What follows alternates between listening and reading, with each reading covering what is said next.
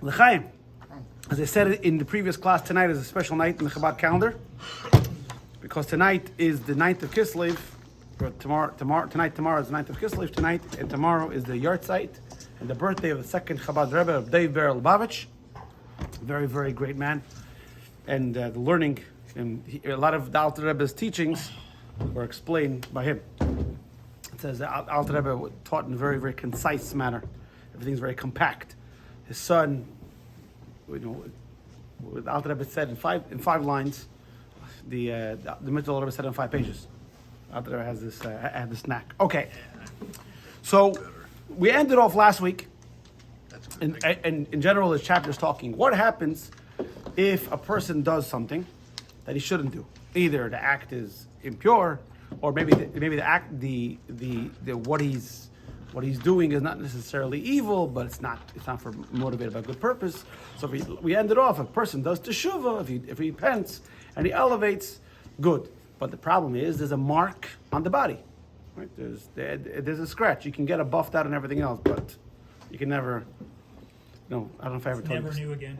I don't know if I ever told you the story. It's not mint condition. But being that it's over 20 years and the statute of limitation has run out, I'll say the story. So I want my friend to backpack Europe. So we went to Monaco. So we rented scooters. The problem was that on the scooter there's a wall, you couldn't see the coast. So I was 20 years old, 20, 22, couldn't remember what it was. So I decided I'm going to be a wise guy. So it's one of the scooters you sit down. So I was standing. I was standing, driving, and it curves. It's a mountain at the same time. What happened was I took a curve. I took a curve. It was a little too wide. I bumped into the divider. I fell down. There's a scratch. So right where we rented the scooters was a stationery store. So give me the biggest, blackest marker you have. I think I actually still have the marker. I've heard this story. You heard the story. Yeah. And then I went and I've seen the marker. Yeah, I've seen the marker, the proof. And I went and I parked the scooter in between, so hopefully they'll notice the paint is not the same color paint, right? It was pretty good, by the way. Thank God for Bic. Because I didn't have any money to pay for a new scooter. We hardly had any money to pay for food. Forget about for a scooter. So the Alter Rebbe said that at the end of a person's life, the body has to go through some cleansing. Unless you're like Rabbi Yehuda Hanassi, who never benefited from the material world. He was an unbelievable person, but he's the outlier. He's not normal. That's if you do something. What happens if you say something? What happens if you're speaking something that you shouldn't? You're just wasting time. Once you said it, it's out there. So how do we? So we have to purify that also. You should know the Rebbe was a big fan of knowing Torah by heart. Mishnah, Torah by heart. Why? Because he said you're walking in the street, you're walking in the subway. He was from New York, so something called the subway underground. I know you're from Miami, you're not familiar. Yeah, the bagel, exactly. So he said, but when you go and you think words of Torah, you say words of Torah, you purify the air. In Judaism, speaking is an action, right? You can have all the intent in davening. If you don't actually say the words of the siddur, it's not. I had this problem with my kid. He sits there, looks, daven. I am davening. I don't think you got the memo. You actually have to say the words. So now what happens? Let's go. Middle of 128 in the old print, after the 3 stars. Let's say innocent idle chatter, not lashon hara, right? You're talking about the Red Sox. Actually, the Red Sox is evil. Hey, you're talking about some arbitrary. Dolphins. No, Dolphins are evil too. They're in the Jets division. Okay, look, fine, the Dolphins. The Seminoles. The Seminoles. All right, there you go. And you're not talking about what you should, the Yankees, right? You're buying yourself enemies on YouTube right now. I don't want to who's a Red Sox fan, by the way. Yeah, I'm kidding. Actually, we went in the summer. We went in the summer to Fenway. My daughter says to me, "How much do you pay me if I get up and scream, 'Let's go the Yankees'?" I said, "No, don't do it," because my friend posted a video of his son. It was a Boston against not even the Yankees, some team. "Let's go Yankees," and they kicked him out of the stadium. Yeah. So let's Kigait Amma Aretz. Let's an ignorant man. Now, by the way, Amma Aretz. Now the term it means ignorant man. But if you translate the words Amma Aretz, it doesn't mean ignorant. Amma Aretz means people of the land. The real word for an ignorant person is a bur. Bur. Yeah, it's the same word in English actually. They usually say it in Israel. They're saying it together. Bur ve'amaretz. But it's not the same. Bur means it guy's empty, no knowledge. Amma Aretz is actually an uneducated person. They weren't stupid people. Actually, the Gemara says there were people that were able to know what plant, what crop is best just by feeling or tasting the soil. People were, huh? A hayseed. Somebody who works the land. Yeah, Amaretz means the person who works the land. But usually these people were uneducated. Like in the times of the Baal Shem Tov, a lot of the Jews were Amaretz. They never got a proper Jewish education. All they knew was to read a little bit. So I mean, these guys are not doing something bad. He says, they can't learn. They don't know how. Or they were never taught. Or sometimes they don't have the mental capacity. Here it said they can't study. Okay, lilma means to learn, to study. So it says, "Sarich the tar nafshim tumazu." They have to purify their souls from this impurity. The fact of the matter is, you do something not right, it's not right. Now it could be you're not at fault, but it's not right. Ayadi Gilgul B'kat V'Kela through Alter Rebbe introduces another Kabbalistic concept of the punishment, of the rectification and purification the soul goes through. He calls Kafakela, the hollow of the sling. So I haven't studied this at length, so I'm not an expert. So I don't ask me questions. Don't ask me questions at all. This way, you don't ask me questions, I'm right. Kafakela basically means that the soul goes from experiencing the folly of its action through the truth of what it should do. So it goes like it's a sling, goes from one extreme to the other extreme. So it experiences what it should do, and experiences the stupidity of what it didn't do. Pendulum, yeah. It says in the Zohar, Pashas B'Shalach. So we'll read the note there because it explains it. The punishment is described as being flown from one end to the other, or from Israel to the other lands. The meaning is it's flown from one extreme. Okay, Avol. That's if a person was just speaking whatever, stuff. Avol Dvarim Asurim. But let's say things you're not allowed to say. Could go in, for example, Litzonis. Litzonis is scoffing. Or Lidol Lashon Hara is slander. But slander or gossip is not, I don't think, maybe this is why the Torah is not so popular. Then page 6 and all these tabloids would be out of, would be out of business. Could you imagine no slander? No scoffing. So, one of the themes that are going to come up in Tanya a lot is every person at every given moment has a choice of where to get their nourishment, their vitality from. You can get it from holiness. You can get it from holiness obscured or impurity. Those are your choices. So when a person does something wrong, where are they getting the nourishment from? Impurity. So it says, Ein kafakela levadei. The rectification of kafakela alone does not help lataher to purify lahavir and to remove to muslim and nefesh to remove the impurity from the soul. They were saying soul has to go through a more intense purification. So in kashrus, for those of you familiar, depending on how the pot or the stove or whatever the item gets impurified or impure or not kosher, let's say it's meat, they want to use it for milk. That's how you extract it. So let's say, for example, a pot. A pot is used with liquid. So how do you kosher a pot? With liquid, because that's how it became impure. But on an oven, you can't pour boiling hot water into the oven. It's not enough because it became with fire or with heat. That's why you have to use heat. Same thing is when a person experienced impurity and it became more embedded into his being, so you need to score it. You need to. You ever see them kosher a kitchen, a commercial kitchen? In commercial kitchens, everything's stainless steel. Mm-hmm. So they come with a blowtorch. Oh, they're koshering it? Yeah, they come with a propane tank and a blowtorch. Not like a blowtorch. Like I'm talking about. The roofer's torch. Huh? The roofer's torch. whatever you want to call it. Flamethrower. Flamethrower. Yeah, that's what it looks like. And I said, and I asked the guy once. He said, "You're passing it so quickly. That's not koshering it." He said, "Do you have any idea how hot that thing gets?" Put your hand up. Yeah, exactly. And and they go. You know, I got injured from that, from the pressure wash. Oh, really? I cut my feet. Oh, really? Because A real cut. Yeah. Yeah. It's a serious You business. can, yeah. Yeah. I did. thank God you weren't on top of a roof when you did that. Then it would be. Huh? Save your toes. Rubber boots. Exactly. Rubber boots. Now, v'chein mi she'efshel elastic b'teira. So that's if a person spoke slander. Now, what happens if you had the opportunity to do something positive? V'aisek b'devarim b'teilim, and he didn't. Then now here you should know better, and he didn't do. Ein kafakela moila nafshel medical lazachra, because kafakela, the sling idea is when you didn't know, so you go from not knowing to knowing, so to speak. You know, now you didn't know before, so now you experience the knowledge. Oh man, if I would only. It's like, when you should have invested the knowledge, you didn't know at the time. But man, if I only would have known, that's kafakela.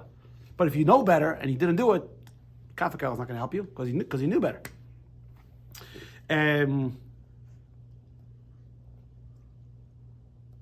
So, I mean, if you look at note number 7, by the way, the previous Rebbe, it mentioned what I said earlier, that when you know Torah by heart, it saves a person's soul from these punishments.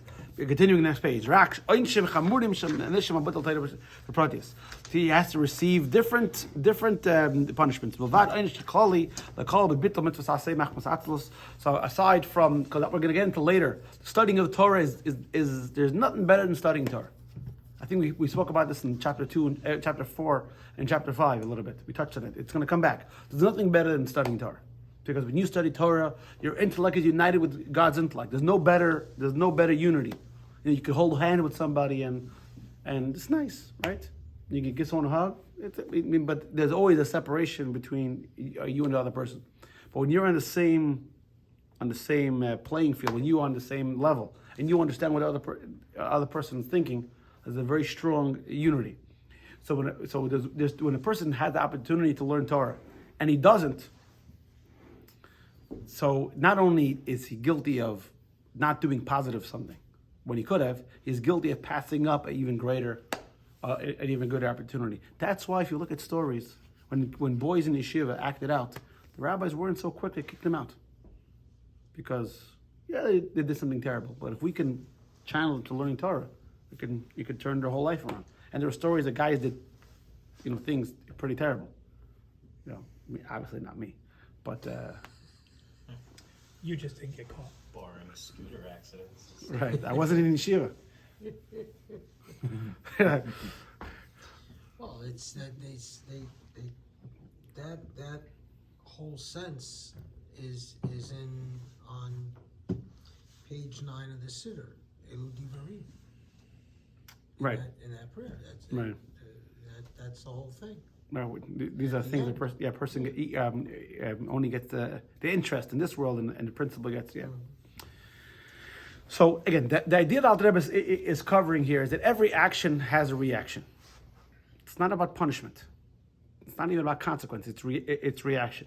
And when a person introduces impurities into their being, those impurities have to be removed. So when a person engages in a knowledge of the knowledge of the nations of the world. Let me bring up a question. Is going to college a good thing or a bad thing? Yes. These days, it's pretty bad. No, generally speaking. It depends. It depends. Depends. Cop out answer. There you go. It depends. Depends on what? It depends on a lot of things. It's probably a waste of time. One, it depends on the child. If you get out and you can It make depends on the career field. If you're a doctor, if you're a Exactly. lawyer, you probably need schooling. You're not going to If pass If the you're gonna be exams a without chef, it. You probably just need to get in a kitchen. And there's So- a lot of other. so yeah, the Rebbe- there's a so lot the of Rebbe- other professions the Rebbe wasn't that don't need a against- college degree. The Rebbe wasn't against people going to college. The Rebbe was against people going to college. First of all, if they're young, the younger they are, the more vulnerable they are to influence. A person should be a little bit older, not when they're 18. Should be able to finish yeshiva. You're 22. You're more secure in yourself. But also, this whole idea that you go to college just because that's what society says. become a well-rounded individual. You want to become an accountant, you want to become a doctor, a lawyer, fine. You go to college, you'll learn what to do. But just to go to college, it's not. We don't buy it. It's not like like you're saying these days. What are you guys say these days? It's not like college is going to have this. They're going to give you this unbelievable. You're going to become a very intelligent. There was a lady that did like an IQ test.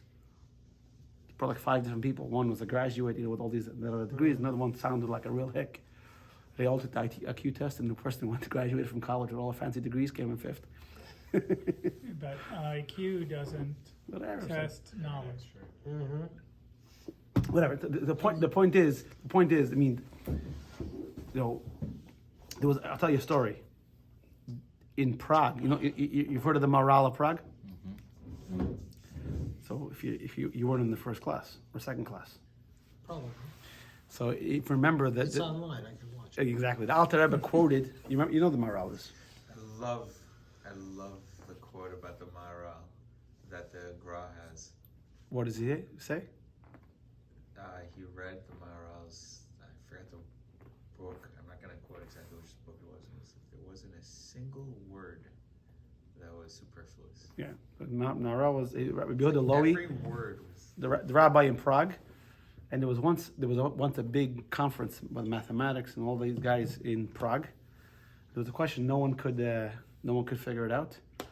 So they said, listen, there's a rabbi here, everyone says is a crazy genius, let's ask him. But he's a rabbi, what does he know? Ask him. Maharal came and he solved it.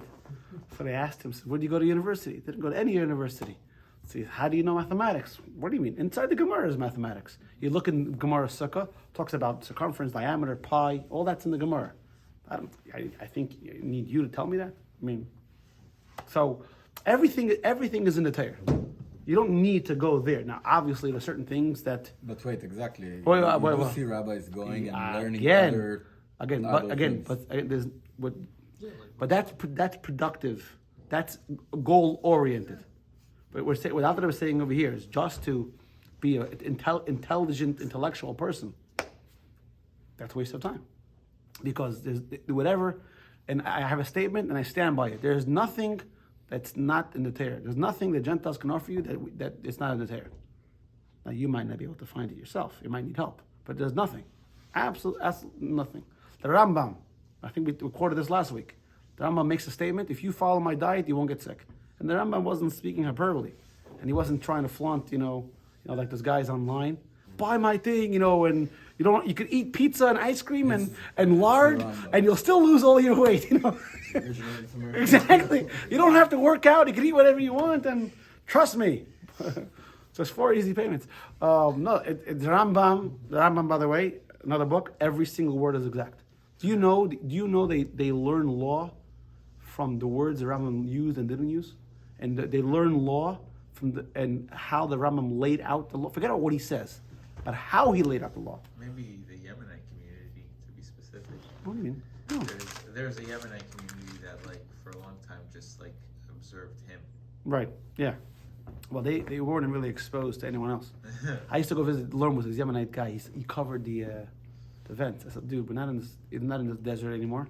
There's air conditioning. Get into the modern world. I was just dying myself. It was like 80.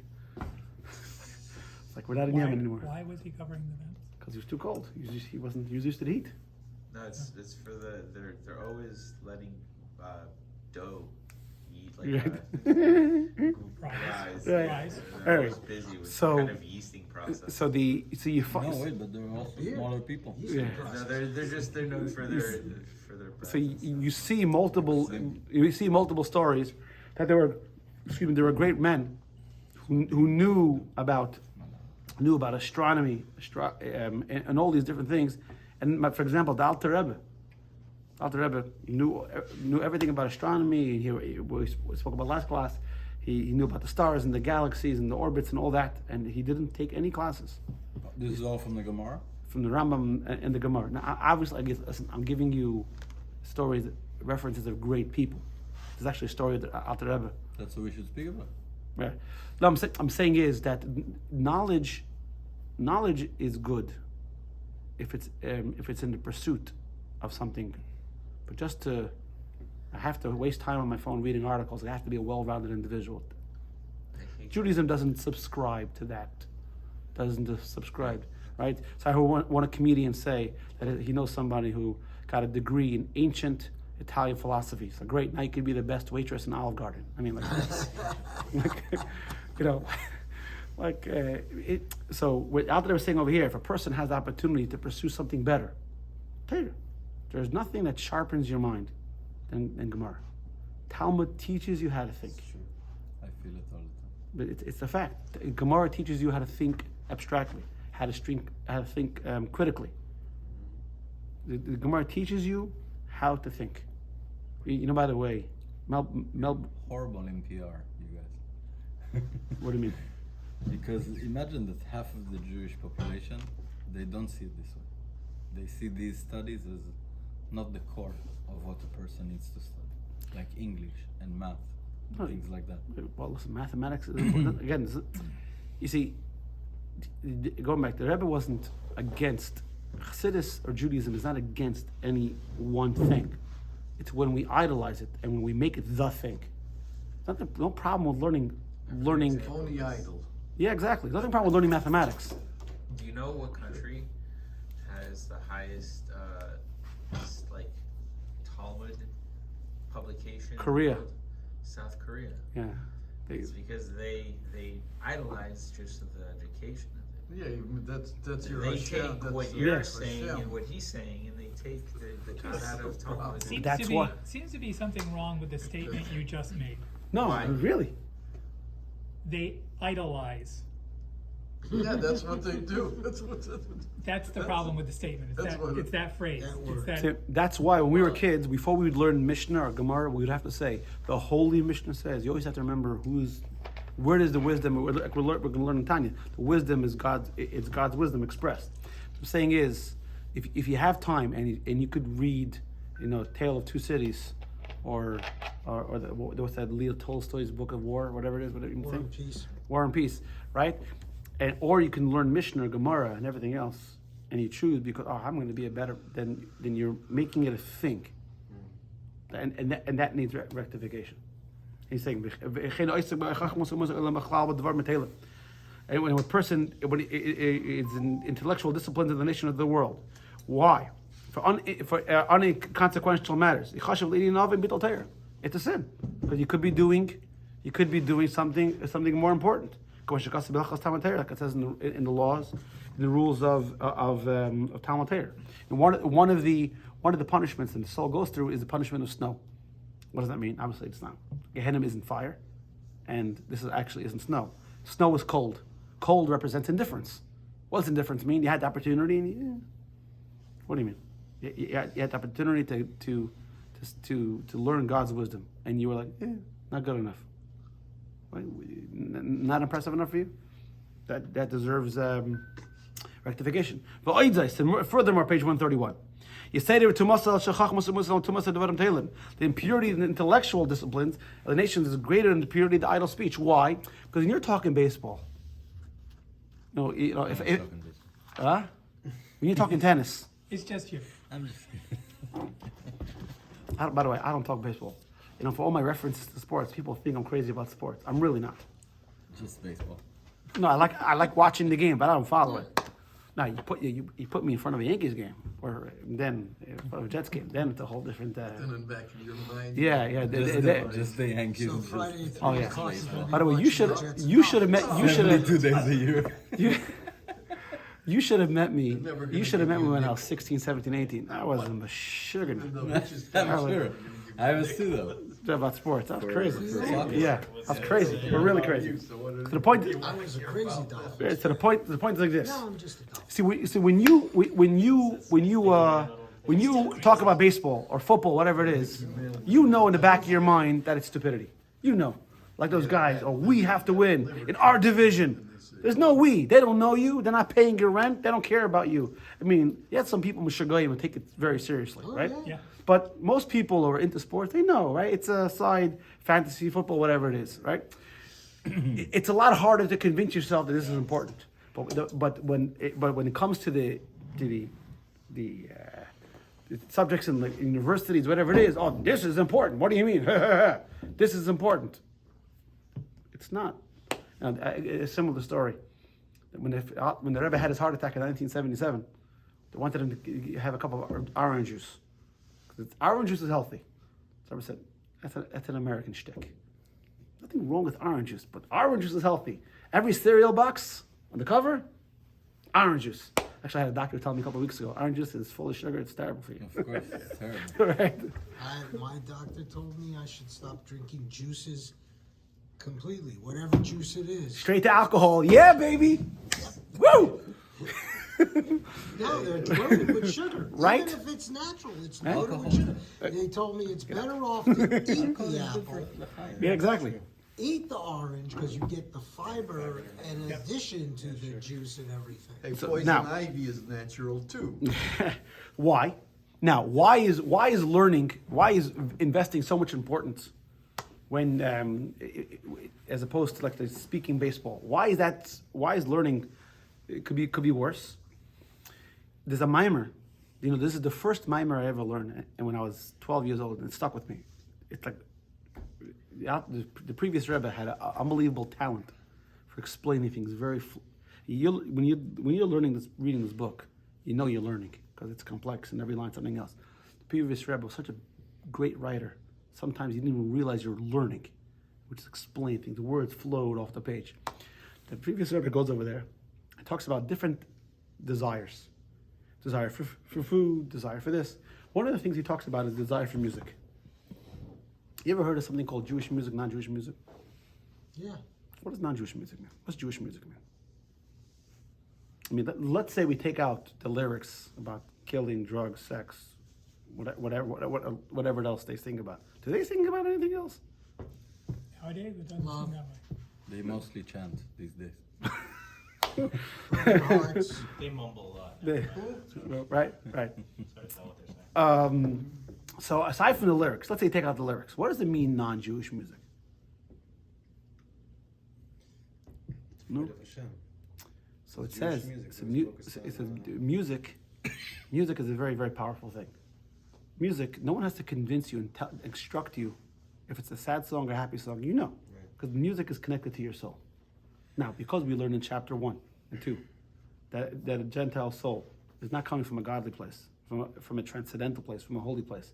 It's coming from a place of self-promotion.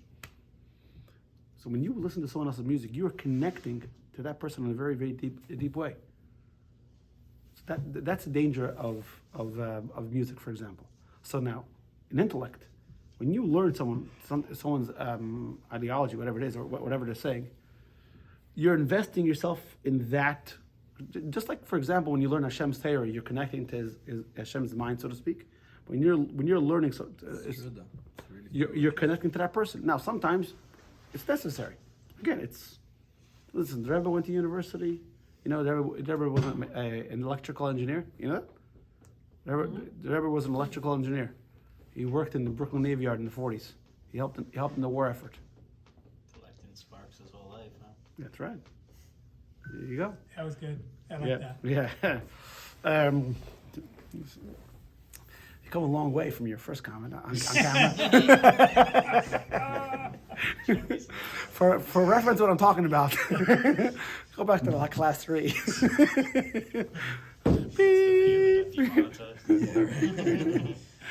So, it was Eric dropped profanity, what I'm saying. Yeah. Anyway, let's go. So it says so what happens when a person just talks baseball, some idol, something? Any malbush what's he impurifying? He's impurifying his emotion. You get excited about it. Why are people into sports? By the way, I don't know. the reason why people are into sports is because you could give yourself over emotionally, and not risk being hurt. You're getting hurt all the time. No, but it's not real. It's not for real. You could love the Incas. You could. Especially if you're there. No, you're right. Yeah. Well, You can sit you're one step out of the dark. You can sit there and Yeah, exactly. watch that More game than on the just that. TV, and you can yell at the TV all you want. Why did Yeah. you call that play? I tell you- What is that? By the way, It's like a that- place that a is couple, legit to be violent. a couple weeks ago, I shouldn't watch the Jets. It's something that just kills me inside. It's just I grew up with them. Masochist. So we went. Yeah, exactly. So we went to the park. Every Sunday, during the nicer weather, we go to the park and make a barbecue. So the past couple of years, there's our family and there's a large, I guess a Muslim family. Whatever, no problem. Next to us. Shalom, shalom. And I was and Which park? treetops on. Oh, treetops. I know and- where it is. Tell the whole world. And where you're going, Rabbi. exactly, Perfect. you can go. And I was watching. I think the Jets were playing the Giants, whatever. And it was the last second they had to kick a field goal to win the game. And I thought they missed it. And I lost it. I'm like, I hate them. I hate. It was a couple weeks ago. The whole Israel-Palestine thing is going on. I hate them. I hate them. I hate them. I hate them so much. I totally. And my wife's like, Shut up. What are you saying? yeah, that's sports for you, right? Yeah. So when you do that, what are you investing? You're investing really a lower part of yourself.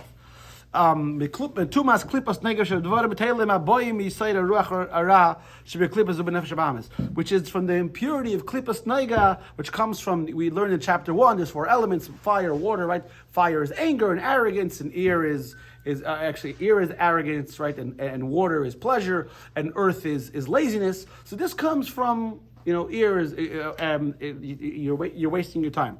But not the intellect part of you, not the best part of you. You're investing the best part of you into something you shouldn't. Since what are they saying? They're saying nonsense. And we're talking about this in the last class. Not everything you have to respond to. Someone says something stupid, right? Israel in genocide. I'm not entertaining that. This is a skill I need to learn. But I heard a rabbi say a You're line. answering all the comments. Right. I have a tendency to answer stupid people. I heard a rabbi give a good line. He says, somebody can't figure out who the man or who a woman is. I'm going to explain to them the Israel-Palestinian conflict. It's true. It was a great line. Great line. He says, I'm not gonna waste. His idea was, if you don't know that the Jewish people have been in Israel for 3,500 years, and you don't know that Israel is the God gave it to you're not getting it. I'm not wasting my time, right? So like King Solomon said, when you he said, don't talk to stupid people. It might dumb you down. Yeah. They Right? do, for sure. So he said, when a person hangs around, and is involved with things that are unbecoming, it rubs off on him. So when you're a yid, and God gave you the Torah, and you have the ability, we're the envy of everybody. Everyone wants to know why Jews are so smart. Mel Brooks, I think it was Mel Brooks, pretty sure it was him, wrote a very nice article like 20, 30, 40 years ago, I don't remember. So how come everyone thinks Jews are so smart? I mean, we're a very small part of the population. Shouldn't there be at least more smart Gentiles? He said, he made a very interesting point. I think it was him. He said, in the Christian religion for the past 2,000 years, what's the best thing you could be? A priest. So the highest minds, the greatest minds became priests. Priests don't reproduce, right? They're celibate. So all the greatest minds were wasted. In Judaism, the greatest mind you could be is a rabbi. And everybody knows rabbis have tons of kids. So those genes were passed on, so it was a very interesting, you can look it up. He wrote an article. I mean, he spells it out in a page or two, but it was an interesting point. Does he say which years? This is No, he said, referring to? generally, he's comparing Class the, 2000. exactly. That's good. Right. So he says, so to you have the ability to do great things. Instead, you're occupying yourself with something lowly. So the previous Rebbe gave a great example. He says if you are a diamond merchant and you know how to deal with diamonds, and you decided to bake bread, yeah, it's very nice that people need bread, and you make very good bread, but for you, it's a sin. Why? Because that's not your calling. So, and he gave an example. There was once a rich man, and he had a wagon driver, and a fancy wagon. And he came to a town for Shabbos. So the rich man went to a fancy hotel, and the wagon driver went to the, based on his means, he went to the cheaper hotel. Motel 6. Motel 6. We'll leave the lights on for you, right? So the Thank you, I appreciate that. exactly. We got to open up we got to open the door so Eric can do his Genesis thing in 5 minutes. Is what? You'll see. You'll see. So what happened was, the way whenever they traveled, the rich man would go to shul, and in the olden days, the way it worked was, the poor people would stand in the back of the shul, and they would be invited for the Shabbos meal. That's the way it worked in the olden days. So the wagon driver was a poor man. He always wanted to invite people, but he couldn't because one day they walk into shul, and the rich man sees a wagon stuck in the mud. He said he wants to help, so he's trying to help, but he doesn't know anything. He's a white collar. What does he know about it's like the Jews who, who they get stuck on the side of the highway, open up their hood, they're looking. This is what you do. You open the hood, you look inside. It looks like a car, I don't know. Actually, you're supposed to lift the hood to show that you're in distress. Anyway, so he's sleeping and he's getting his fancy clothes dirty. He's not making it better. He's making it worse.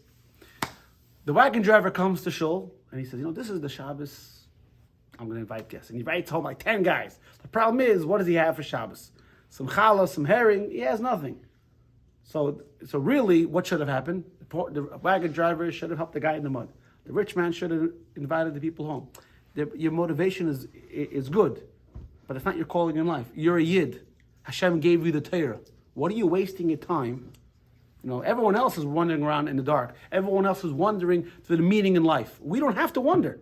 We don't have to wander in the dark. We don't have to figure it out. Sit there in the lotus position and figure out, what does God want from me? God dictated it to you.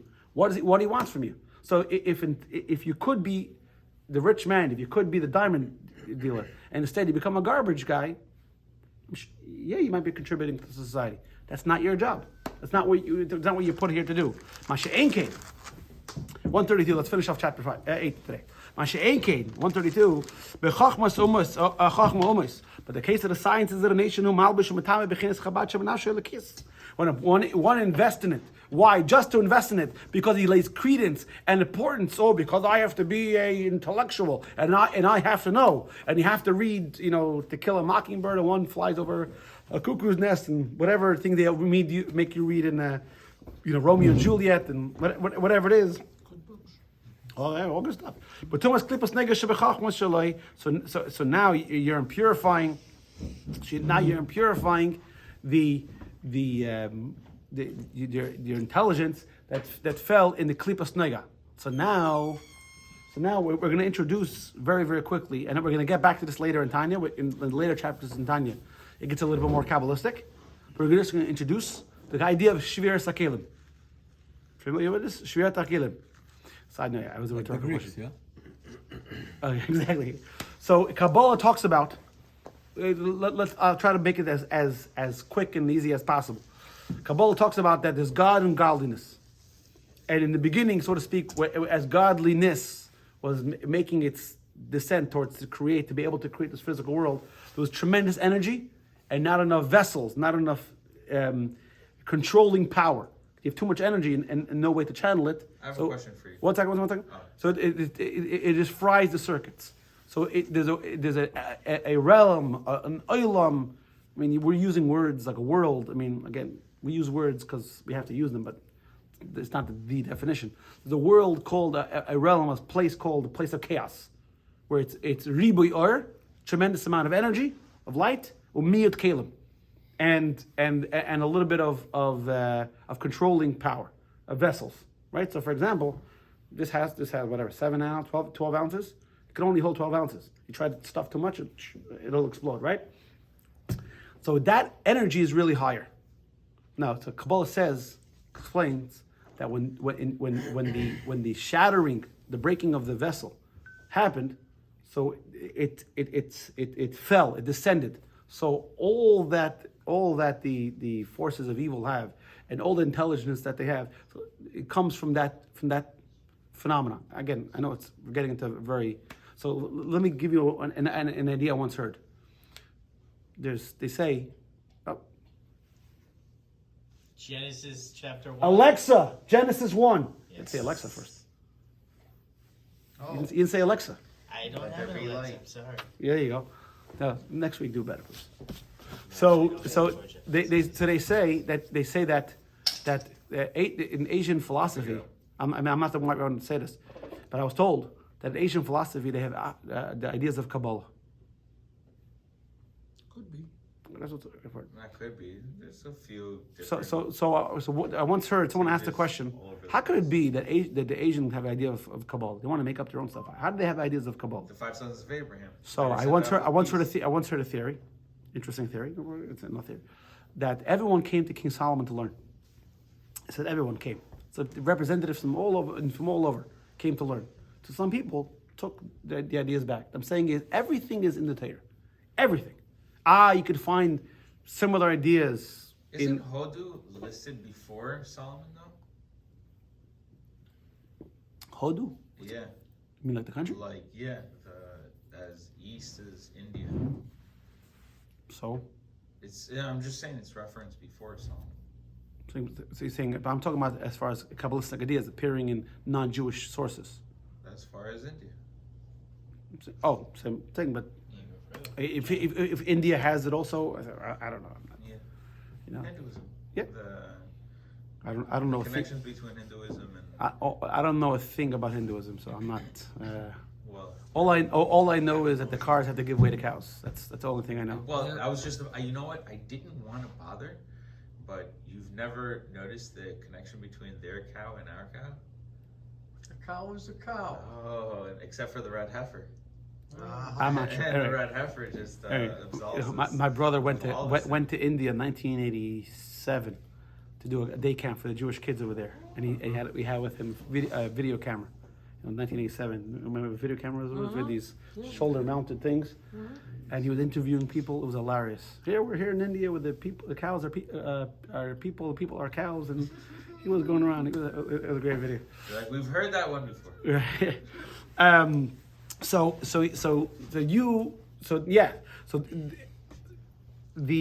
It's true.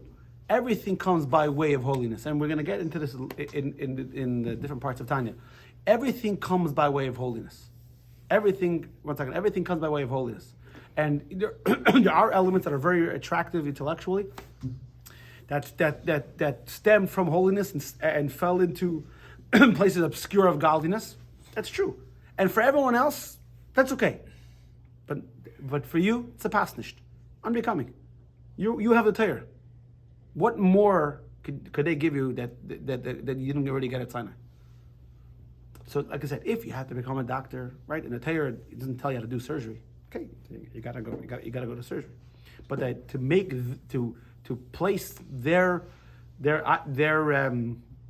subjects of intelligence and pursuit of knowledge above the pursuit of Torah, that's better. It's wrong and it's folly, and it's been tried and it's failed time and time again. Ella came. It says only if it says only if a person needs it for work. Like he needs to make it a living in order to serve Hashem, or to apply them in the service of God. Right. So, for example, you need to know hydraulics. You can make tefillin. Right. You need to know about composite, whatever it is, or you need to become a moil. Right, you need some knowledge of medicine. You need to be taught. This is why the Rambam and the Ramban were doctors. You know, the Rambam became a doctor later on in life. You know, After his brother died. after his brother supported him. He had a brother David, and his brother was in a boating Had a accident. deal.